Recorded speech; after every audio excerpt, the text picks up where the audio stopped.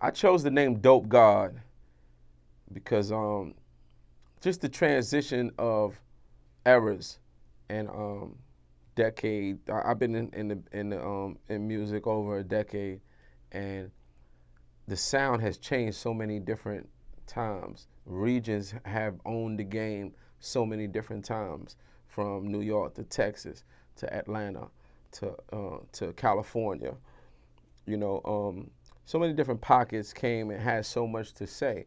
You know, or Louisiana, and through all of those changes, Red Cafe was always able to find a home and a space that was comfortable for me to be able to be a name that was recognized, and my team can move around the way that, you know, with our space. You know what I mean? So you know, that's godly, man, to be able to, you know, adapt and adjust and recreate yourself, reinvent, and be still fresh. You know what I mean? That's godly, man. People don't do that. You know, the rapper's career is man, like a football player's career, man. It don't, you know, it could easily go away really fast. And you know, I'm still here and I feel good. I'm still touring. I'm still moving big units. And my music still sound fresh. So, you know, for all this dope that's been coming out for these, you know, this over a decade, I'm the god of that dope. You know, I mean, I produce for, I've been producing for artists and writing for artists since the 90s to now, to the most current artist right now. You know what I mean? I uphold the fact that I don't speak about names and things like that, but I write for all of them, and I produce for all of them, and I'm comfortable with that. You know, so one way or another, Red Cafe is involved. You know, and then my shit's still good money. The people, the kids, the teenagers, you know, if you're in your 40s, 30s, 20s, you got some record from Red Cafe that you fuck with. So really, you know, I'm the god of this dope.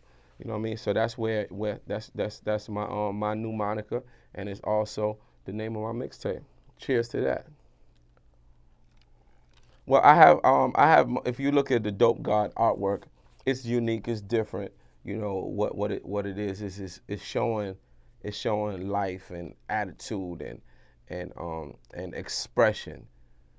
You know, from a gangster standpoint, that still like to have a good time.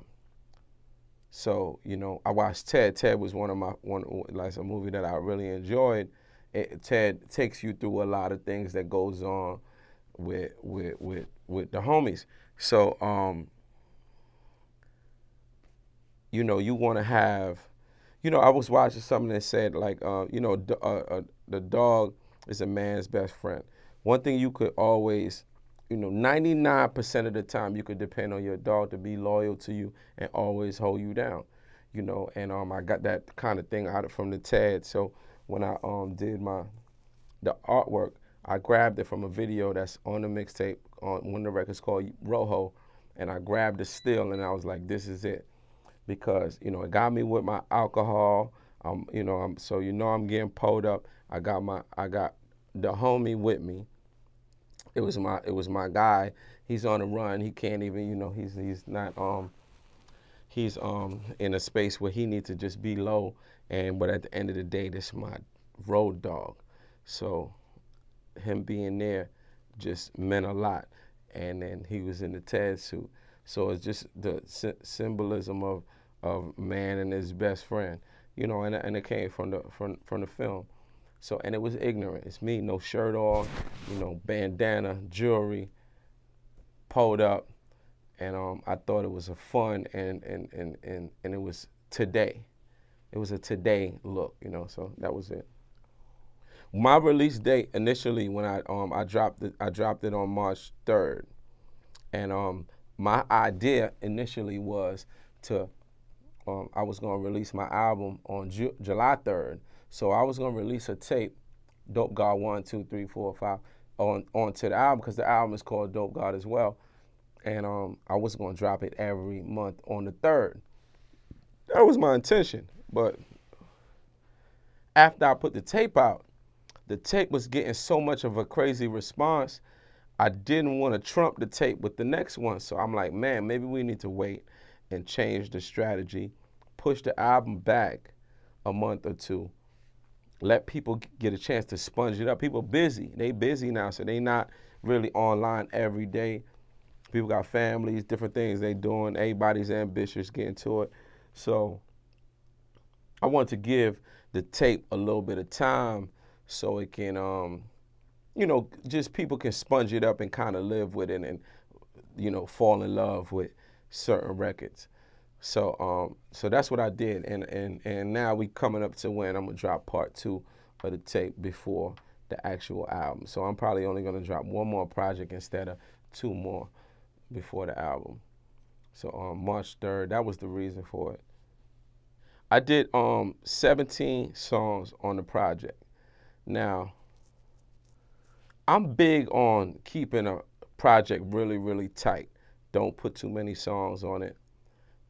Because if you're sure of the songs, I feel like you don't need to put extra songs. When you put too many, it's kind of because you're unsure.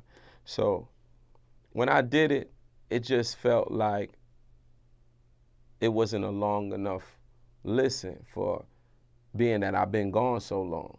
So I went from 10 records that I added 12, and then I added 14. And then I said, okay, 14 records, that's the number. And then I just tucked in some freestyles on there and a bonus. So normally I'm big on keeping the album small, keeping the project small. And if you feel like you got more to say, you know, just come back again in 6 months. So I'm big on that. You know what I mean? Like some people want to put 30 records on a project. I ain't really on that. So 17 was like a lot. That was like, man, I'm gonna put this full clip in there. 17, it's like a full clip with 1 in the head, you know what I'm saying? It's 16, 1 in the head. I'm gonna put this 17 and throw this 17 out there, you know. I put the track list together. I don't know, when I putting together a track list, it's a feel. So I would listen to the records over and over and over and just trying to figure out what I needed to go first. And the record that you put first like sets the tone of the project. So you gotta really, really take your time. I did a tape before Dope God that was called Above the American Psycho 2, and I didn't sequence it right. That was the first time Red Cafe didn't sequence a tape right, you know, and people will judge the tape based on how it's sequenced. So for me, normally, like I'm really, really good at that because I'm a fan. So I put the tape together, this one, and I was like, man, it's not done. And I was talking to my man, Bruce Spitz. He all over the tape, and I'm like, bruh, he like, what's up, man? We ready? We gonna drop the tape? I'm like, nah, it's not done. I'm missing the first record. The first record don't sound right the way that I had it. Like, and especially for me being, you know, absent, sort of absent for, you know, just kind of studying the game for like 2 years. And so I went back to the drawing board and I started cooking again. And then I got the record Dope Team. And I was like, yes, now we ready. Now we ready. So I put the Dope Team record first, then I cut Loyalty Means Everything. I said, oh yeah, we good now. So we got that 1, 2, now the record is alive. You know, so now I could, you know, put the tape together. And then I just, you know, let the records fall in line. I like to start my project with some real shit, nothing shallow. And I like to end it with some real shit. You can tuck the shallow records in between, you know, and then I tuck my girl records in between, you know what I'm saying? So it start off with some real shit. It got my first 2 records, it gotta be real.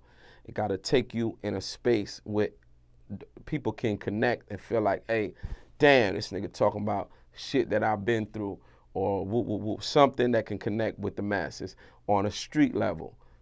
My bass, not no happy ass record like, you know, that we making for the record company to get some money.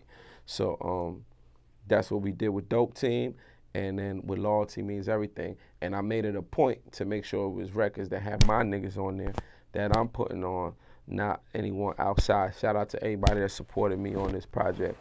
But Dope Team got my man Bruce Spitz on it, and they got the homie VT on there, and VT from South Carolina. So you know that's my artist as well. So we and then the second record is Bruce Spitz and Trey Davidson. Shout out to him. He from St. Louis, and then that just made the project come alive, you know. So yeah, the sequence was right. Dope Team was one of the last few records that I recorded, and our Dope Team, it has Bruce Spitz on there, VT on there. Those are you know, that's my ShakeDown team, and our group is called the Dope Team. So we were introducing the group to the world. This is history. History is being spoken on now, so we need to write this down. Dope Team, the first record featuring Bruce Spitz, VT. It's a title song, and it's the first record on the Dope God mixtape. So Loyalty Means Everything.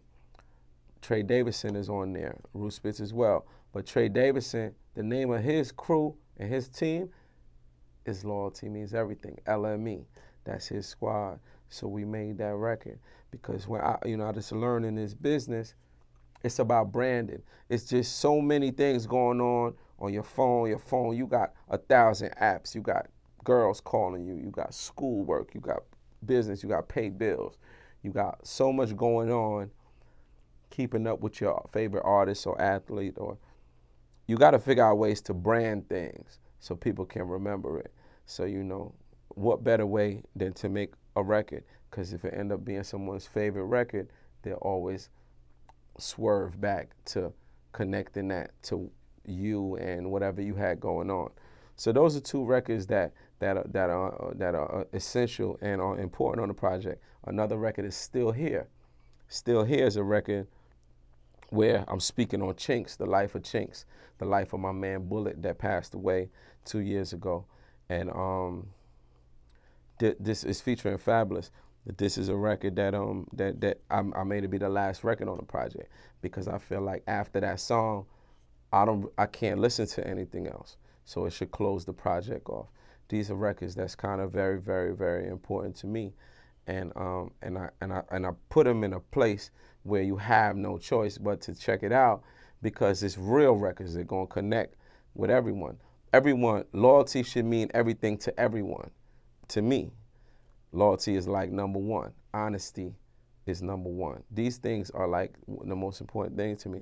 So Still Here, you know, speaking on the life of people that we love that were influential in our careers and that's not here with us no more, and we make a record for them.